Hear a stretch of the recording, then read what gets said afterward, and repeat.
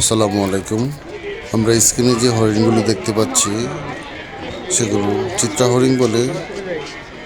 এই হরিণের গায়ে উজ্জ্বল লালচে বাদামি রঙের উপর সাদা কালো গোলাপি দাগ থাকে।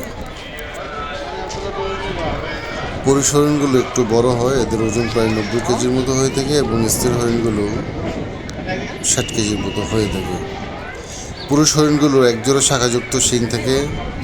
হরিণ সাধারণত দলবদ্ধভাবে থাকতে ভালোবাসে এবং এরা খুব দ্রুত দৌড়তে পারে। গাছের কচি পাতা, ফলমূল এদের প্রধান খাদ্য।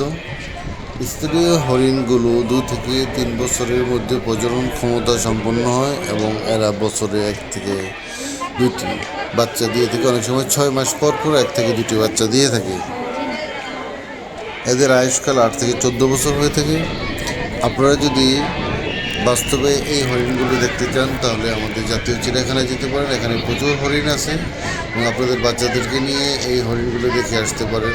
চিড়িয়াখানায় ঢুকতে 50 টাকা এন্ট্রি ফি দরকার হয় এবং সেখানে হরিণের সাথে আরও অনেক জীবজন্তু দেখতে পারবেন। ধন্যবাদ সবাইকে ভিডিওটি দেখার জন্য। আল্লাহ হাফেজ।